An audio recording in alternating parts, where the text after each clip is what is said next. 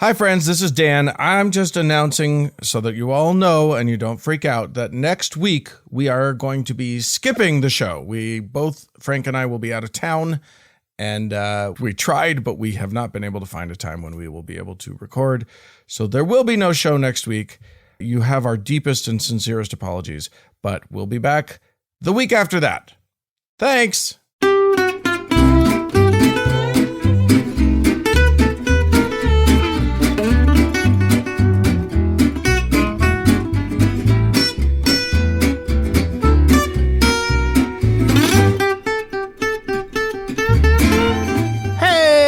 Everybody! Hi, friends. Well, from Salt Lake City, Utah, it's Thank God I'm Atheist, a podcast exploring religion, politics, current events, just two atheists trying to survive in these United States. I'm Frank Feldman. And I'm Dan Beecher. And coming up on the show today, Dan, we're going to be asking ourselves, are we sometimes maybe a little too sensitive?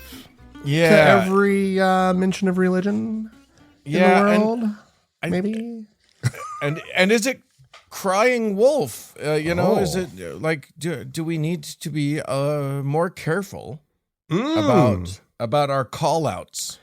Right. Does it water down the effectiveness? That's a good point. Yeah. So we're going to be talking about that on the second half of the show, which is usually like the last 5 minutes of the show, but stop it. It's half. The last half of the show. We'll get to that in the latter portion of our program. Anyway, there are other things that we need to talk about. Some news that happened this week. Things including and similar to a Dan, I ran this story so many different times in my head, trying to figure out the right way to present it to our listeners. What your angle is. What my angle is going to be. And one of the possible ways of presenting this story was as a disingenuous love story. Okay. Right? A disingenuous telling of a love story. Right. Between two older men, one who was in visiting his friend / lover from England. His friend lives in Belgium, and but that felt, I don't know. I didn't know if I could really sell it.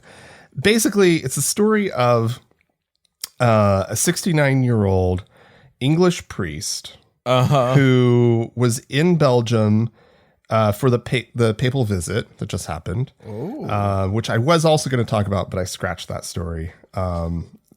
Suffices to say that the Pope was in Belgium, and that's why this guy was there. But then he spent a drug-fueled night of sexual relations with another priest, Father Bernard, aged 60, who supposedly provided ecstasy and poppers. And then the 69-year-old priest died. Oh, no. So anyway, let me tell you something. These priests know how to party. They do. It's like when you have a life of pent up desire and emotions, when it lets loose at age 69, you're going to do so much ecstasy and poppers and do such wild sex things that you die. Well, that the Lord then takes you. Oh no. The Lord made a call on this one. What this leads me to believe is that we do hear about this sort of scenario, like priests getting caught in drug-fueled orgies and whatnot. Like this is a story that comes up on occasion.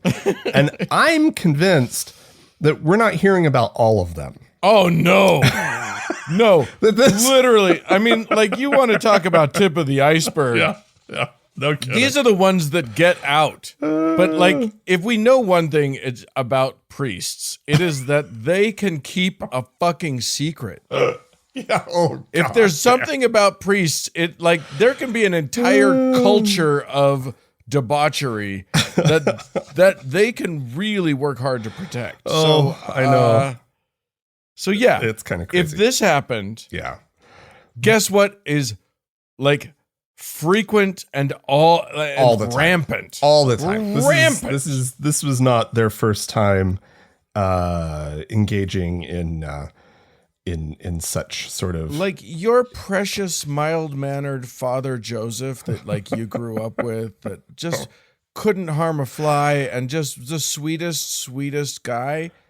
Dude is tearing it up on a work trip with like 6 other priests just out of their minds on like speedballs and, you know, really hard. Going really hard. Going hard.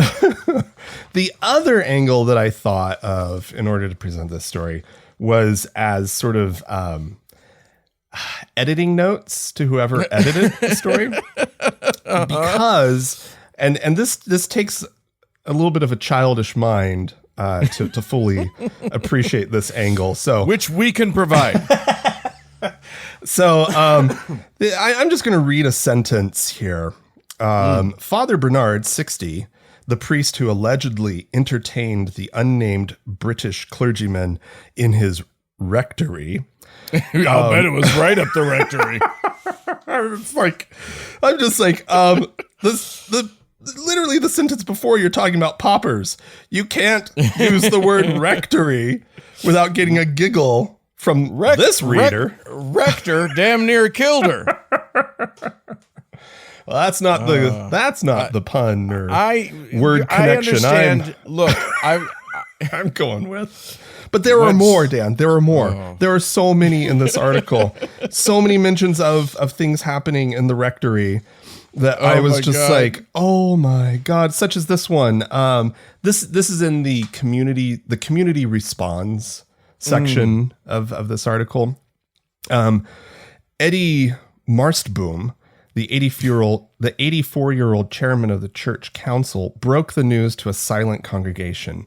Quote, a painful incident occurred in our rectory during the night. Okay.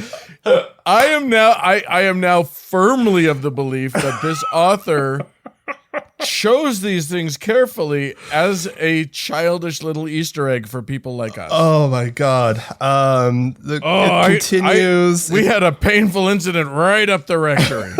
It continues, Dan. One church goer lamented about how priests often live a lonely existence. As an older woman shook her head, saying, I hope he gets off easy. Although I do...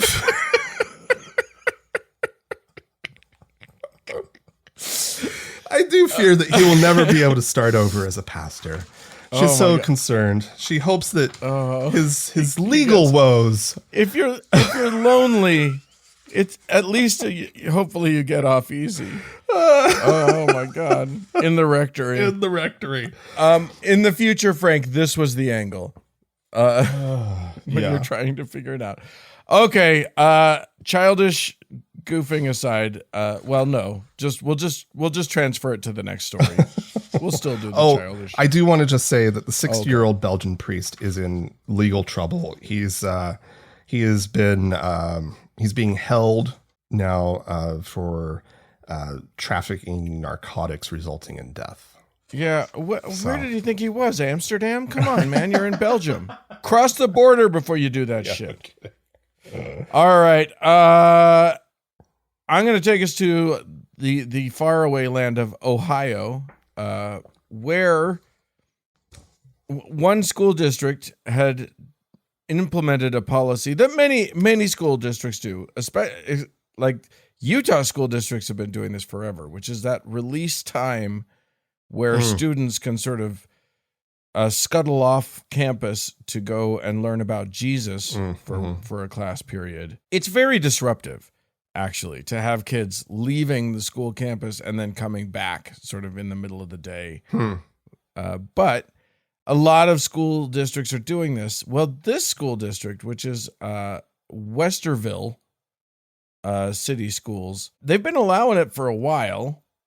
But it's been a problem. There have been some concerns with disruption and distraction when kids are going away. And if they're anything like me, when I would go to my Mormon seminary class, I was just skipping school. I didn't go to seminary. I went to seminary a few times, and then mostly I just skipped it. Oh, they didn't rat you out? No, but also I just skipped school in general. I barely went to school. I was good at it. Go with what you're good at is what I always say. Anyway, earlier this year, they rescinded the policy and said, no, you can't, because this is specifically about one organization. Because technically this policy could apply to anybody. If the Satanists wanted to do a program that's a mid-school program, kids could get release time to go to Satan school.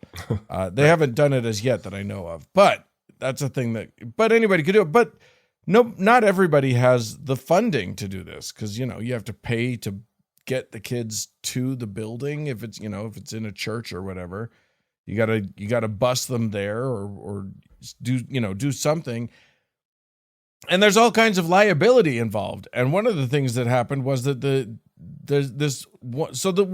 organization that is actually capable there of making this happen is an organization called LifeWise.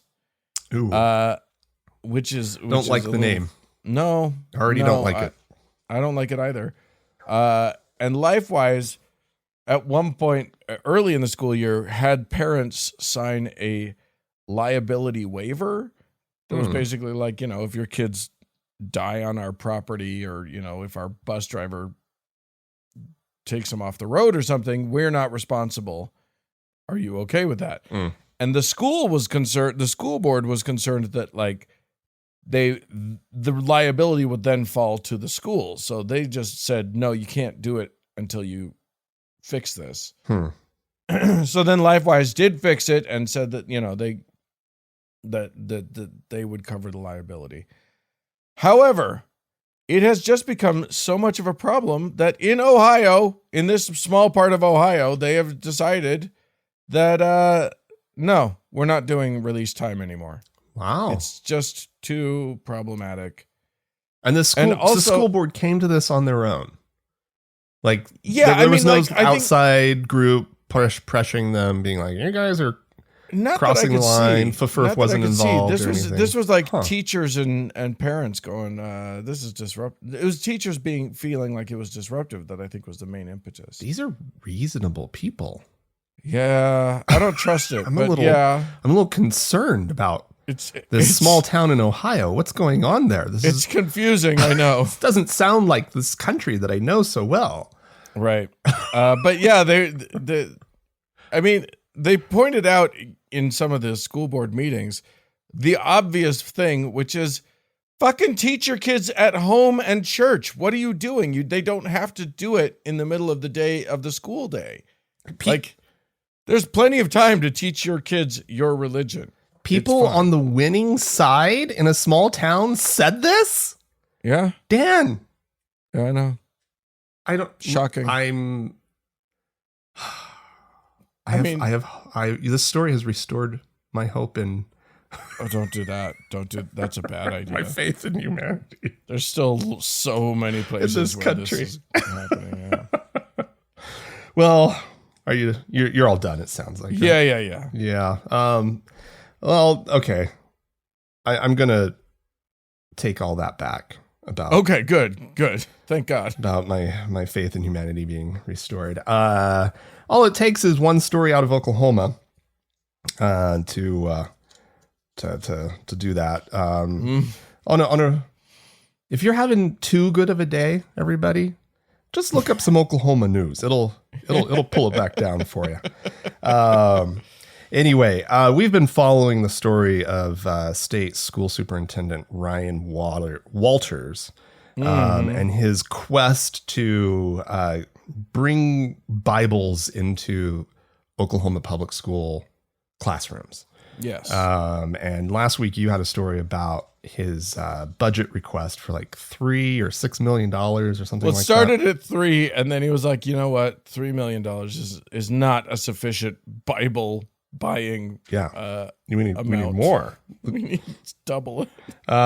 So a request for proposals, an RFP, has been issued by the Department of Education under the guise of Ryan Walters, or under the direction of Ryan Walters, and they're looking for bids for a contract to supply the state with 55,000 Bibles that they can distribute out to the schools.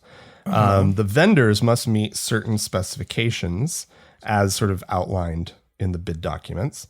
The Bibles must be the King James Version. No surprise there. Must contain the Old and New Testaments. Okay. Must include copies of the Pledge of Allegiance, the Declaration of Independence, the U.S. Constitution, and the Bill of Rights, and must be bound in leather or leather-like material. So, Gosh, I wonder which Bible you're thinking of, Walters. So the good people at the Daily Oklahoman, that's a newspaper in Oklahoma City, they reached out to Martel Christian and Education, which is a book supplier, right? They carry 2,900 Bibles, which I mean... 2,900 different Bibles? Yeah, at first I thought that was their stock of Bibles. No, it's versions of the Bible. Jesus Christ. There could not be the need for that many. Oh, okay, fine. Yeah, okay. But none of the 2,900 different versions of the Bible fit the parameters of this RFP. Yeah. And as you pointed out, and now the Daily Oklahoman is pointing out, that Lee Greenwood's God Bless the USA Bible, which is the one that's referred to as the Trump Bible, and has been endorsed by Donald Trump. Proceeds benefit Donald Trump. Yeah, that Bible does perfectly fit the parameters. They cost $60 each online, and Trump does receive fees for his endorsement. There's another one. It's the We the People Bible, also ironically endorsed by Donald Trump. Sells for $90. This is and you know what's going to happen if this is allowed to go through? They're going to only propose the $90 one, because if they've got them by the short and hairies, why let them get away with buying the $50 one when they're the only ones who have anything to offer on this? Well, they're the only one. These are two different publishers. It's the We the People Bible and the God Bless the USA Bible, coming from different sources. Which I'm surprised that Donald Trump has endorsed two competing Bibles. Anyway, let's see. This is from somebody, the executive director of the Oklahoma Appleseed Center for Law and Justice, who says, "Oh my God, get a better name for your organization." Says the RFP on its face seems fair, but with additional scrutiny, we can see there are very few Bibles on the market that would meet these criteria. Blah blah blah. I love the idea that seemed fair on its face. And the Attorney General, no. In point of fact, you don't need further scrutiny. Yeah. The first scrutiny was plenty sufficient.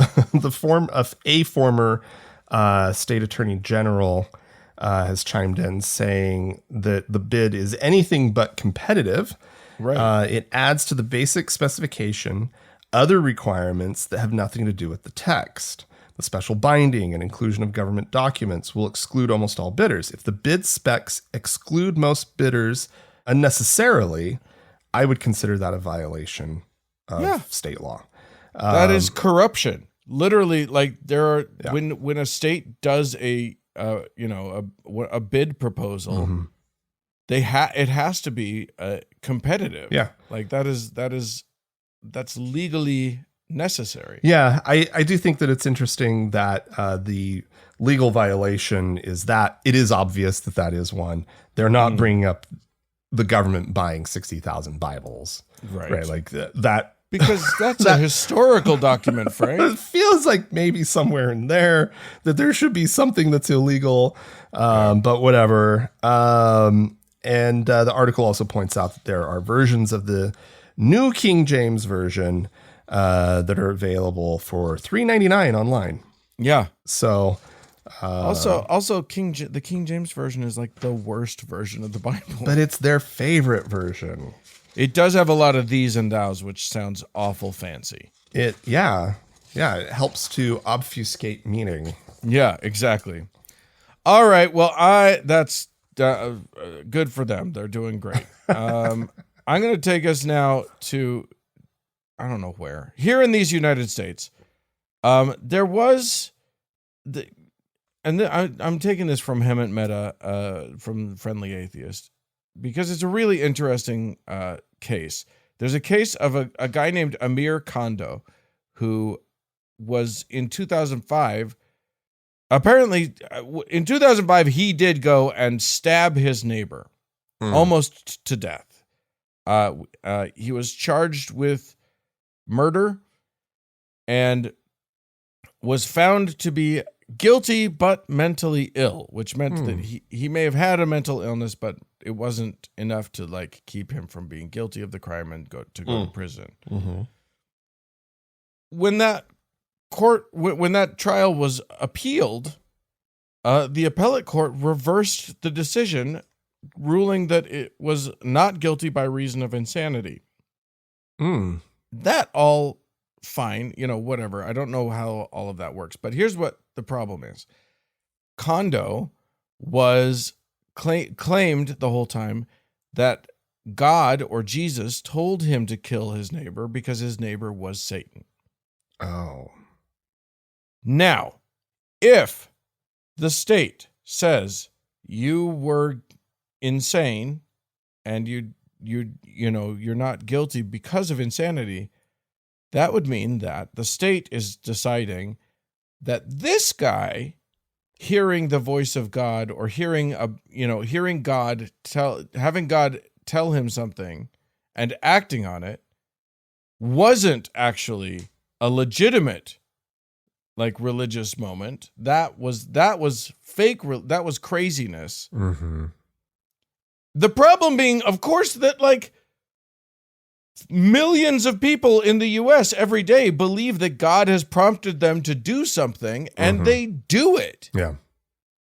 And that thus the state is now taking a position on which ones of those are legitimate and which ones of those are insanity. When they should all just be insanity. Well, maybe? Yes.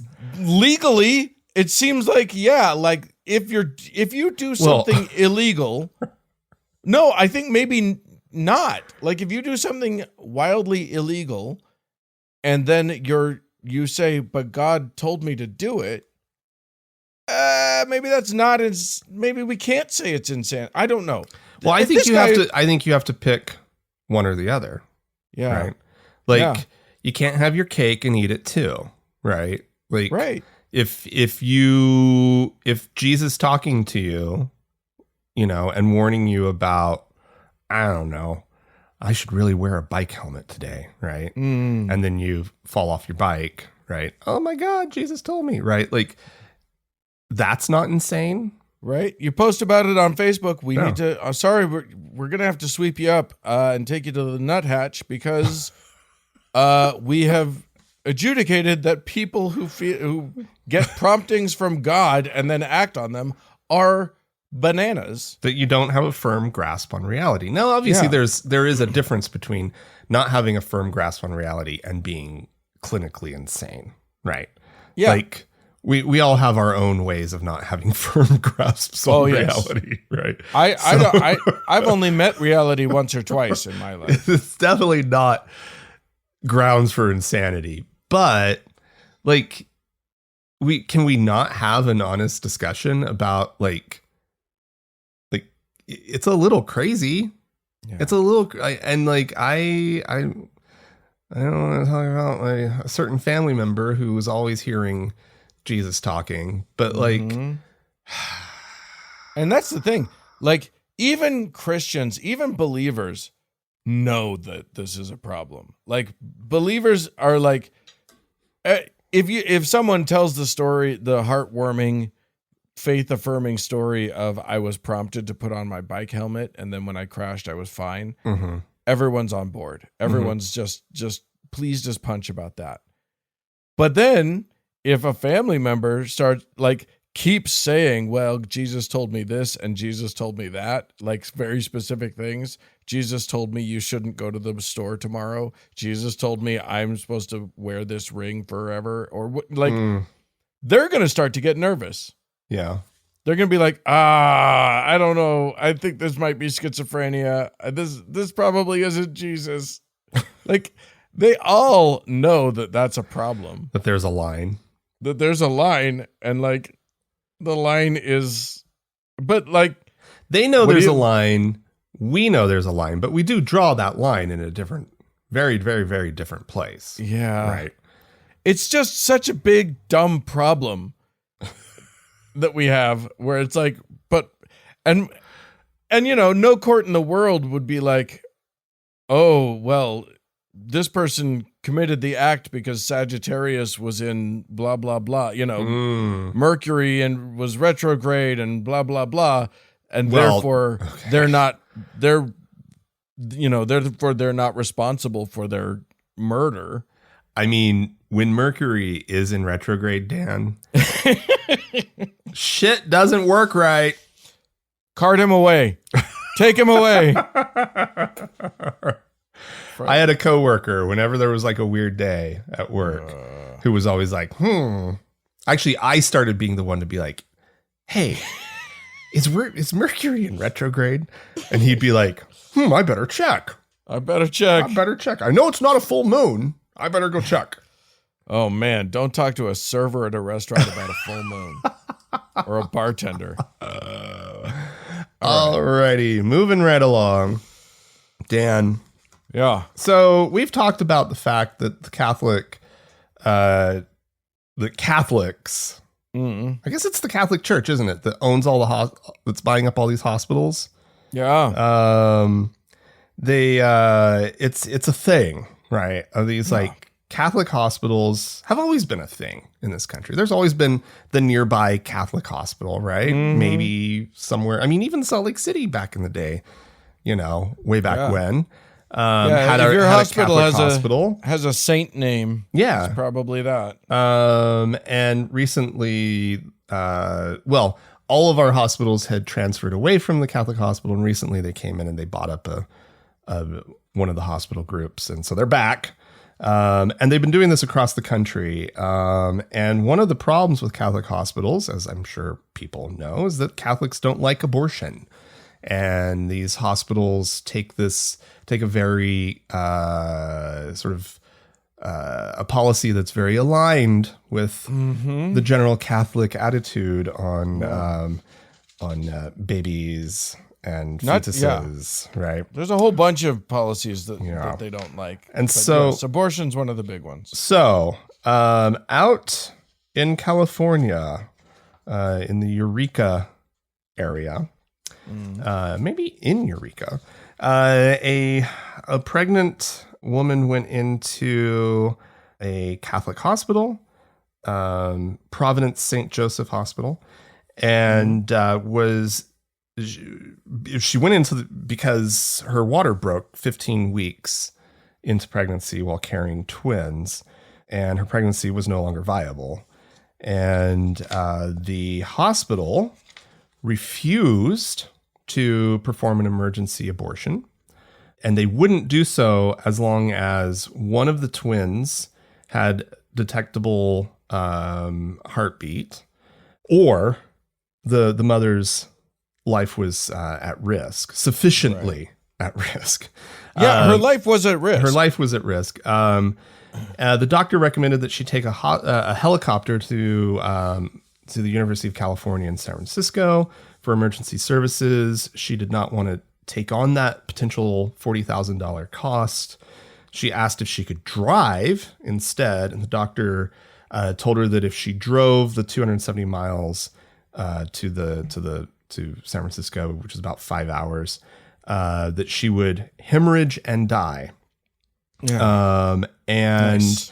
so she was discharged to the Mad River Community Hospital, 12 miles away, where she received the abortion, at a labor and delivery unit that is scheduled to close this month. So that option Wow. won't be there in that community anymore. Yeah. And so the state attorney general, upon hearing about all of this, is suing the Catholic hospital because they broke their emergency services law, which prohibits patient dumping and requires emergency departments to provide emergency care to those who need it. Thank God. and- Somebody's taking like a positive stance on this. The lawsuit alleges violations of state civil rights and unfair competition laws. And so, so she was in a very serious situation. She basically received care. The fact that it's 5 hours away was where the care that the hospital, that the doctor was recommending was, right? Yeah. And within that time, he's not saying you could, or maybe you might. It was like, you will hemorrhage and die within the next 5 hours. Right? Yeah. And So, like, literally, your life is very clearly Yeah. at risk here. Yeah. This is, we're already to that point. We are at an emergent situation. right. And so here is an emergency room that's open to the public. It's an emergency room, right? And in a it's small where you town go, where you're the only option. except for one that's about to close. Yeah. And it's absolutely fucking wild. So that's where we're at with the state of abortion in the United States, that even in California, yes, granted a smaller area, but, even in California, they're dealing with this. Fortunately, they have a state government and an attorney general that's going after this situation and trying to protect, pregnant people. This isn't even a who person need these services. who doesn't want to be pregnant. This is a person who did want to be pregnant. And tragedy has happened. Tragedy has happened, and then they won't help her. Like, I have sympathy for a doctor who's placed in a situation where it's like, my hospital does not allow this. Right. I have to make like really heart-wrenching decisions. But also, I don't. Fucking lose your job then. Yeah. Do your job.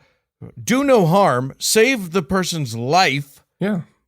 Don't send them away. And lose your job if you've got to, because like there's a moral question here. That's really rough. Yeah. I really hate that. Yep. I'm going to talk about Catholic hospitals as well. Oh, geez. For my last story, but this is a pretty good news story, I think. What? Right? That's not our brand. That doesn't sound right. It's not. As you say, Catholic hospitals are very not ideal. They're like the most not ideal thing in the world, because it's not just like abortion and contraception that they won't do. They won't do things like, trans care a lot of the time. Oh yeah, sure. There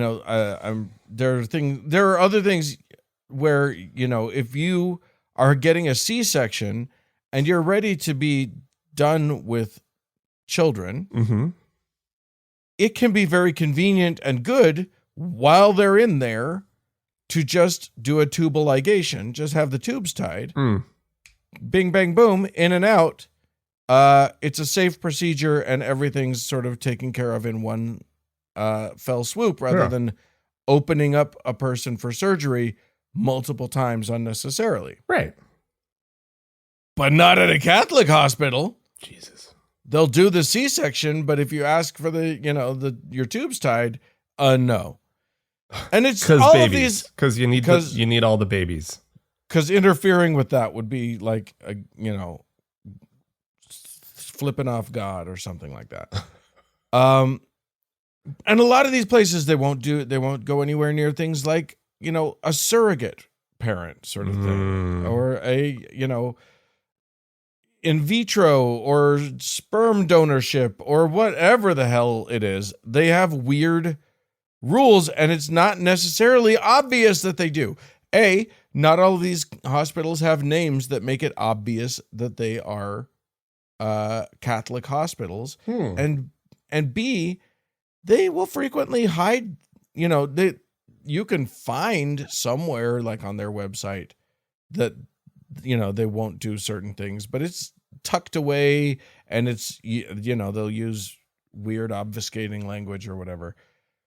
Well, not in Colorado anymore, because they have passed a law that basically requires all hospitals to list out upfront what procedures they will and won't perform for non-medical reasons.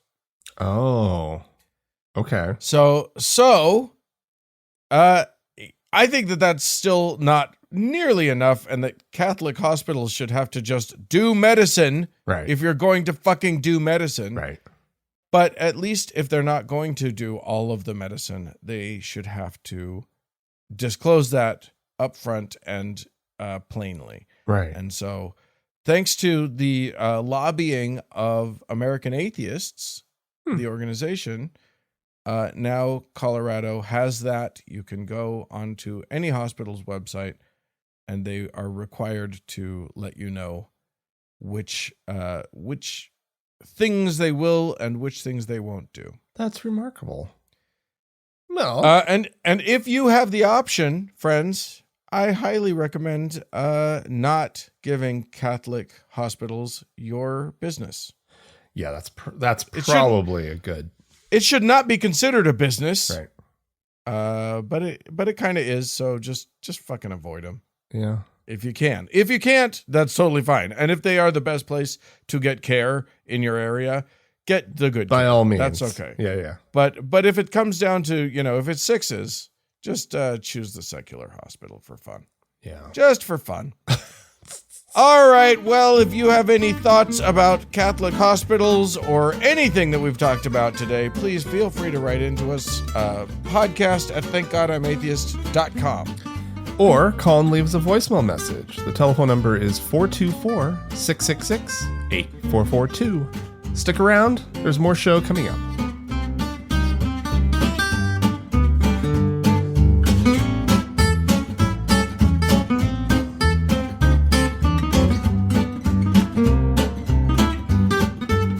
Hey, so we have some folks who wrote into us. We just put out the call to write in, to call in, and guess what? People have done it. Yay! So that's lovely. This is from Dick, who says, "Hey, Frank and Dan, the other day my brother and I were discussing religion, primarily what would happen if it completely disappeared from existence. Oh. A reality that he and I love the idea of. However, there was one question we didn't know the answer to.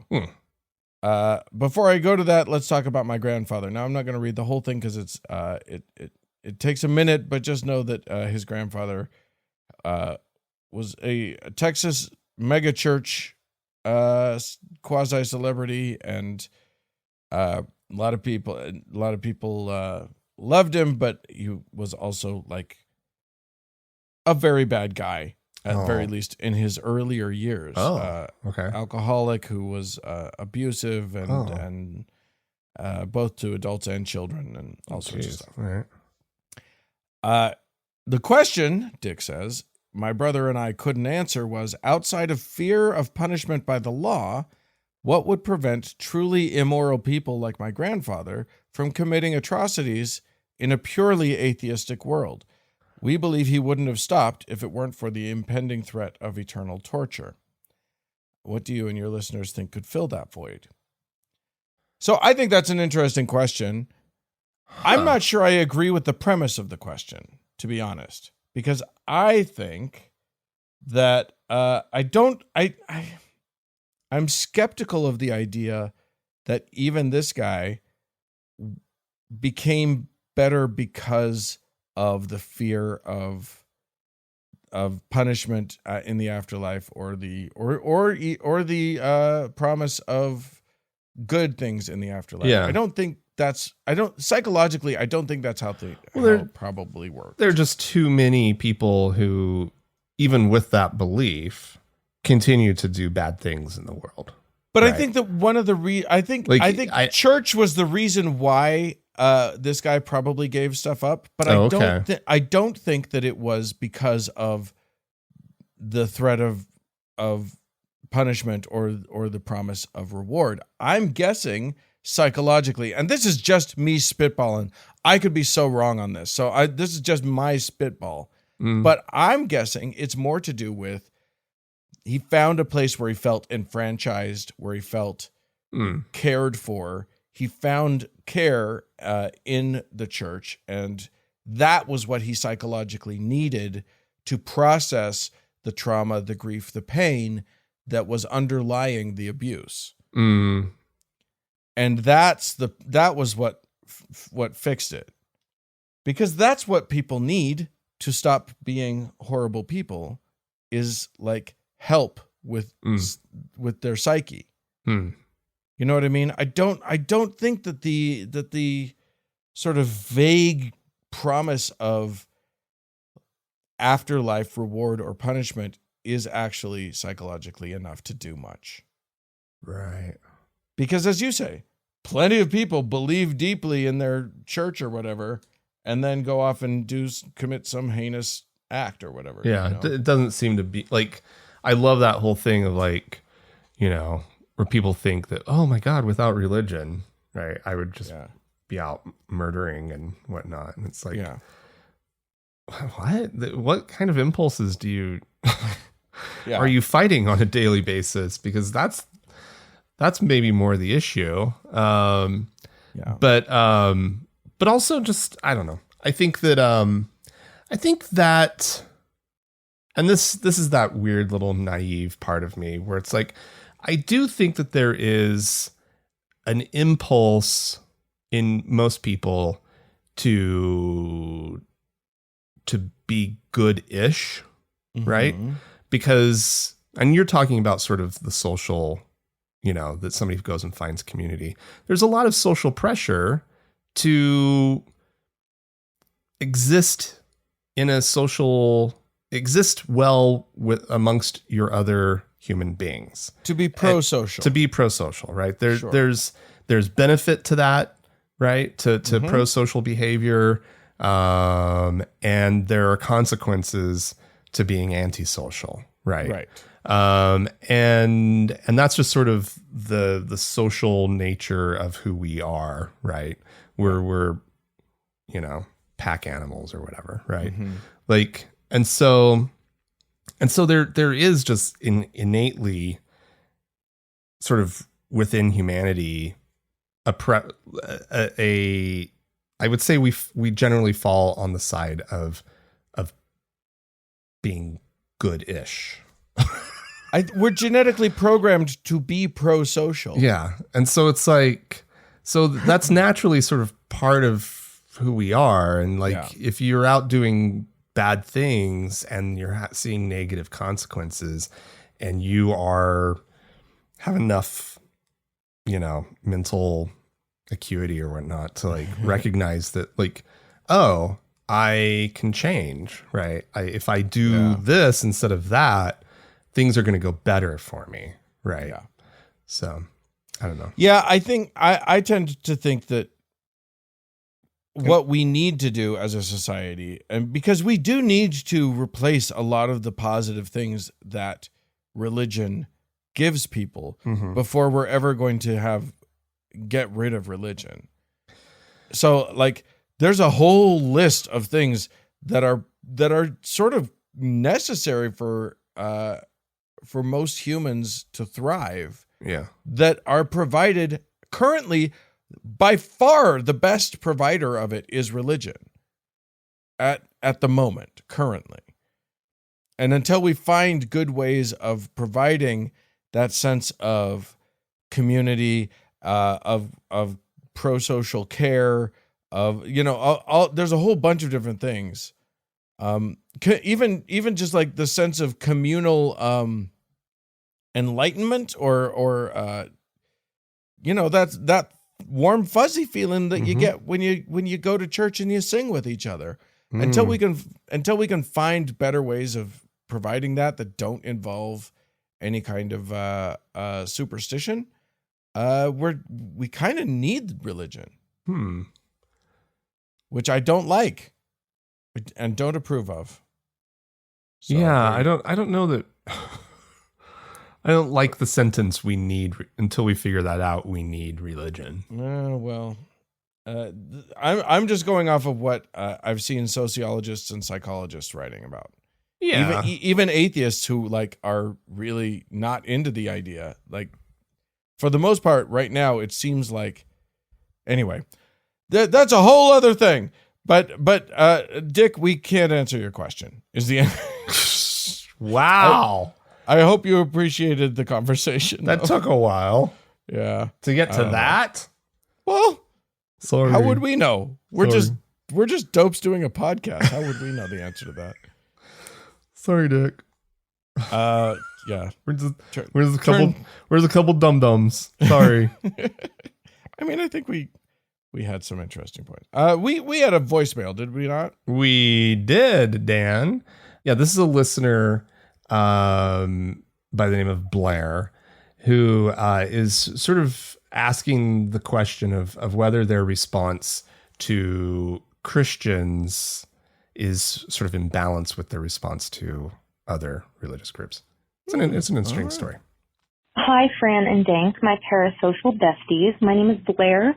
I'm an ex-evangelical, and I'm in school right now.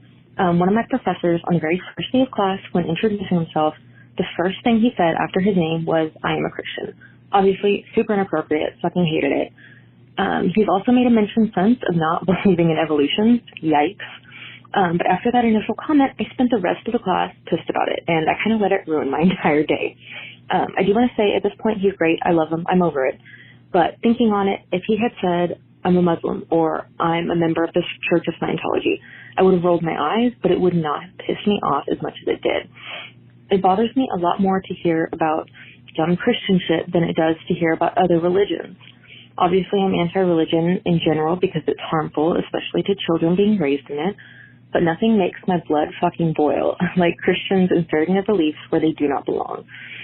Is this something you guys have experienced, like the disproportionate dislike of Christianity over other religions since leaving the church? Is it normal? Is it bad? Is it something we're supposed to eventually grow out of? I'd love to hear y'all's thoughts and or experiences around this. Thanks. Love you guys. Bye. That's an awesome question. Yeah. I think it makes sense. I think it makes sense to have a harsher stance for us in this country. Right. Against Christianity. They are the wildly dominant religion. They are the oppressive religion. That acts like they're being oppressed. That pisses and whines all the time about how oppressed they are. Right. Like, nobody's being oppressed by a Muslim or, you know, or a Hindu or whatever in this country. Right. In other countries, it would be, you know, the opposite story. It would just be whatever the majority oppressive religion is. Yeah, you're going to feel extra grumpy about them. And I think that that's reasonable and fair. Yeah, I agree. It seems like a fair response. I was trying to sort of think of what a professor is, since that's sort of the scenario, who got up and said on the first day of class, "My name's so-and-so and I'm a Muslim," and then continued on with, you know, whatever. Teaching trigonometry. Yeah, exactly. Right. Like, whatever the thing was, what would their point even be? Yeah. Right. Like, the whole "I'm a Christian" thing, it's like, fuck you. Like, big surprise. And wow, you need to make us turn this into a fucking statement, and nobody cares, and blah, blah, blah, blah, blah. And like with somebody saying that they were Muslim, I don't know. Like, I think I would be just sort of similar in like wait, what was that? Yeah. Why does this person feel the need to insert this in our trigonometry class? Right. Well, like, and Blair, if you feel like it, if you're liking this professor now, Dan's going to give you some I'm gonna shady say advice. I'm going to say it. I think it could be okay for you to go up to them and just say, "Hey, I really enjoy your class. I think it's great. I want you to know that it made me feel very uncomfortable when you said that when you announced for no good reason that you were a Christian at the beginning of class." I would say I'm going to add to that advice, which is That's not advice. That's just saying I think that would be a fine thing to do.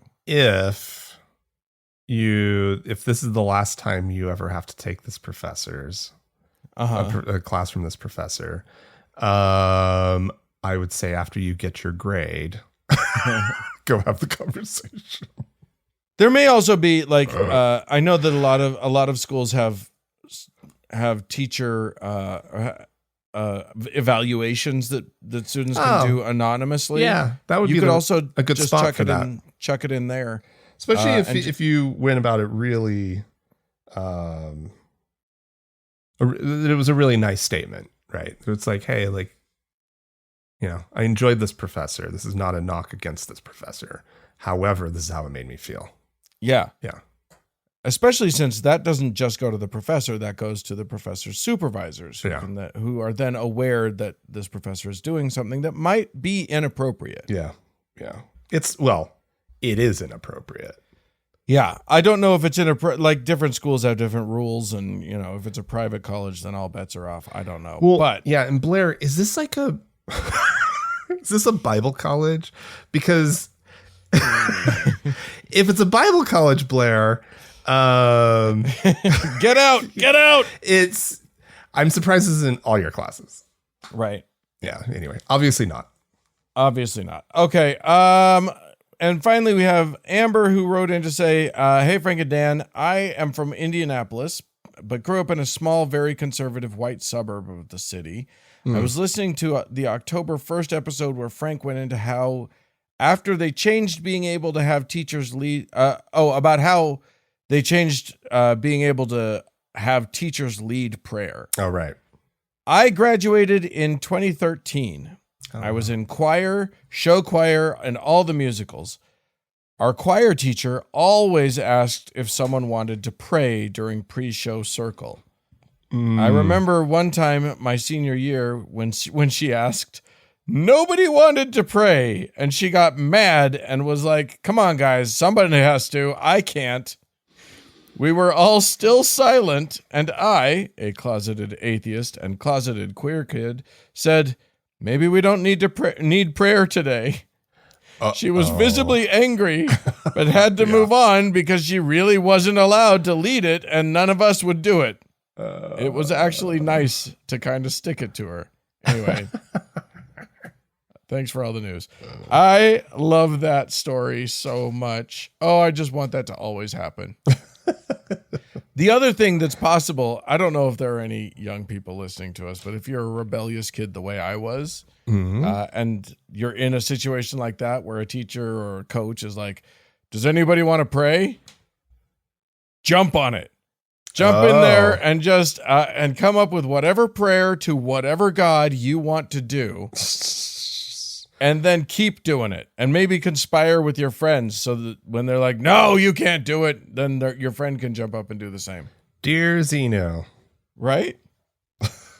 Hail Satan. Thank you for letting us play football today. We hope you let us win. Hail Satan. Yeah. Curse the other team. Yeah, exactly. Please be mean to the other team. We don't like them.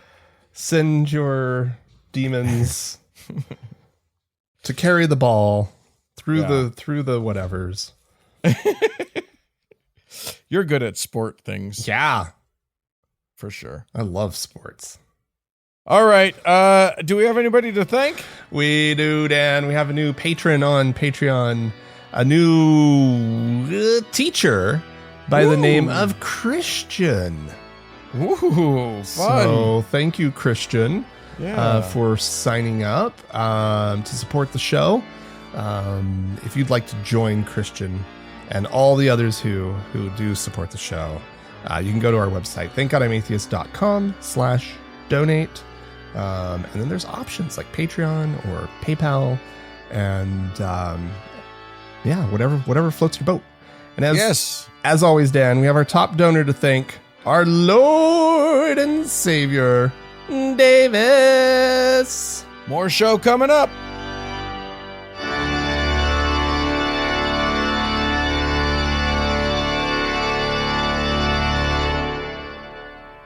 All right, Frank. Mm-hmm. We mentioned at the beginning of the show.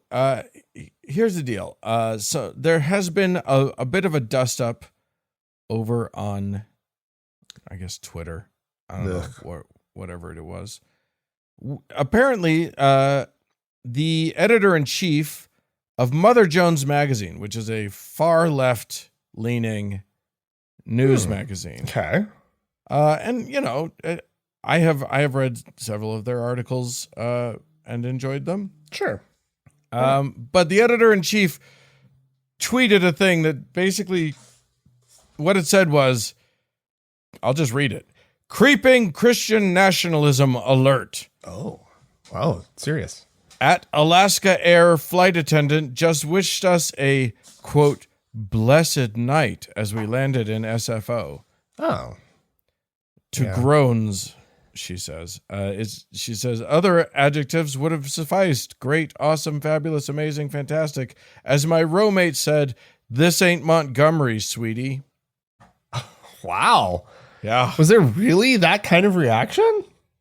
No. Literal groans? I do not. I believe that a few people would. I would have had a little bit of. I would have had a minor eye roll. Yeah, I would have thrown the balance of the plane off with my eye roll. Yeah, but here's the thing. Christian nationalism for saying blessed, have a blessed night, have a blessed evening. It's annoying. I don't care for that one. Yeah. But it's not that person might be a Christian nationalist, but you have not uncovered evidence of that. Yeah. No, that is totally true. Like, just being Christian isn't being a Christian nationalist. Right. And being an annoying Christian is just being a Christian. Oh, yeah. That's like the part of the first lesson that you take. Yeah. It's like, okay, everybody, welcome to Christianity. My name is Helen, and I'd like to teach you how to annoy people. Yeah. For your first half hour of church, please go to Sunday school. And your second half hour, please go to annoying school. It's like Fight Club, except instead of getting in a fight, you have to go annoy random people on the street. Yeah. But I mean, so the question is, okay, this is overblown. This is a bit much. But I think it might be problematic as well, as many other tweeters were quick to point out. It's just like that what this is doing, and I think this happens a lot in a lot of our spaces, and it's not just on the left, but the left is certainly real good at this, which is we identify a problem, a real problem, something that is hurting society, and then we have to do this sort of this task of figuring out what is or isn't part of the problem. And you got to, you kind of have to figure out where the boundaries of the problem are. And then we have to figure out what needs to be called out, what needs to be addressed, and what doesn't. Yeah. And I think that we can err on the side of just everything needs to be called out. Every microaggression is not okay. We need to make sure that everybody's acting right all the time. And I think younger generations are probably more prone to this than older generations. Yeah. Maybe in part because we older folks have just made enough mistakes that it's like, okay, there needs to be some grace for like just simple mistakes, just little things or whatever. Like we can't just, and also like you can't live your life constantly on guard, watching out for every little tiny problematic thing that somebody says. People are problematic. That's just a thing. You got to pick those battles. Yeah. No, it's totally true. Like, also, what a life to be living that, like, that's Christian nationalism is coming out of the mouth of this flight attendant, right? Right. Who just told, in her dumb way, was telling you to have a nice stay in San Francisco. Yeah. Right. You're not like, being oppressed right now. Like, her saying, have a blessed day. She is genuinely trying to wish you a kindness. I mean, it's also a little rote, right? That's what flight attendants say at that point in the flight, is to have a nice day and blah, blah, blah, right? But, so I don't know how, like, deeply felt and sincere, but this might be the way that how she turns it into something that's deeply felt. Right, yeah. Is by picking a word that means more to her than have a nice time. And let me tell you something. Saying have a blessed night would not annoy me more than if that same flight attendant said namaste at the end of the flight. Oh, namaste, and my head would explode. So it's like, look, people say annoying shit. That just happens. I think we can survive it. What if the flight attendant said, have a namaste in San Francisco? I think it would feel right. If it was especially for San Francisco, I think it would actually feel correct. Or Portland or whatever. Yeah. Oh my God. On behalf of Delta Airlines, I'd like to wish you a namaste. Oh God. Please don't do that, everybody. I will say, what's funny is I have had a flight attendant say namaste to me and it didn't annoy me at all, but that was because I was in India where that's just goodbye. Ah, right. Which is all that, I mean, by the way, namaste just means hello and goodbye. It doesn't mean the light in me acknowledges the light in you or any bullshit like that. Just as a public service announcement. Oh. So anyway, I get being annoyed, but I think we need to be more clever about picking our battles. Mm-hmm. And I think like I said, I do think that we need to offer grace to people who, like, they might, people might say something. A non-racist person might have racist things inside their brains. Right. That they have not yet scrubbed or expunged. A non-homophobic person might accidentally come out with some homophobic thing, having not really processed it, having not really gotten through all of the mess that's in their head. You know what I mean? Like we've all got a bunch of garbage up there that's jumbled around, and sometimes something comes out that you just haven't checked yet. Right. And I don't think it's okay to hear something that's like, oh, that's vaguely racist, or oh, that's vaguely whatever, and go, that person is a racist, or, oh, that's a really Christian-y thing to say, and that's probably not appropriate on this airplane.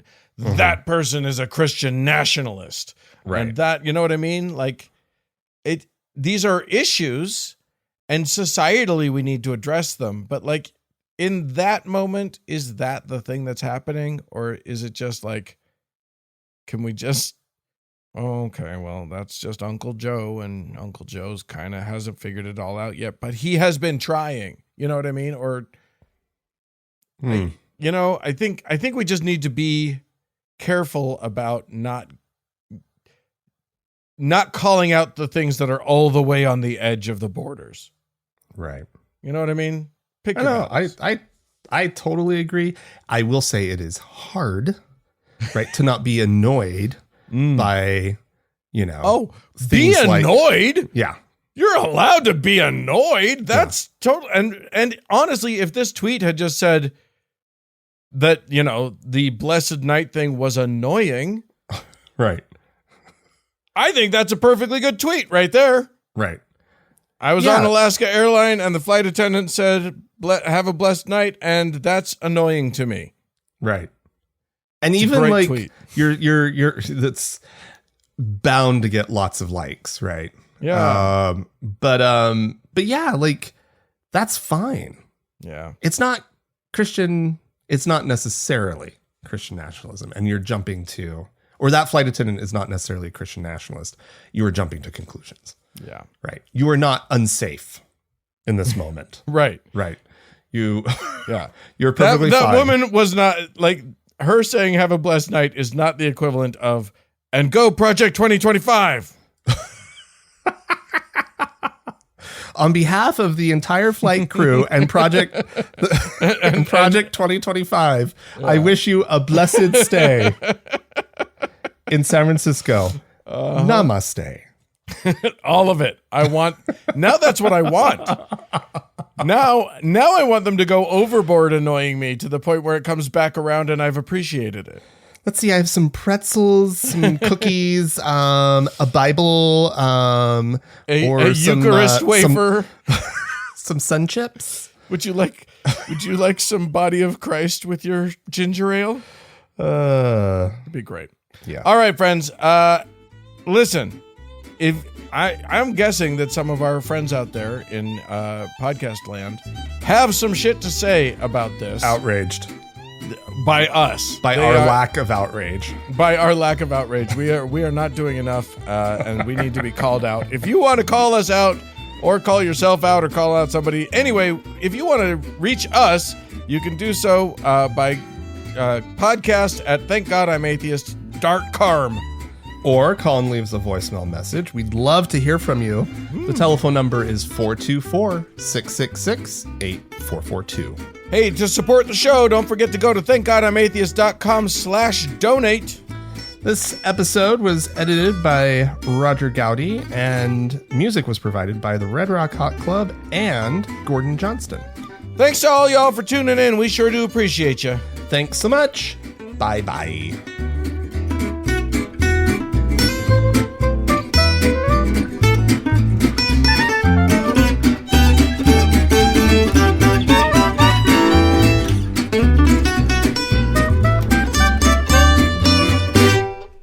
Thank God I'm Atheist is a production of TGIA Media, LLC, copyright 2024, all rights reserved.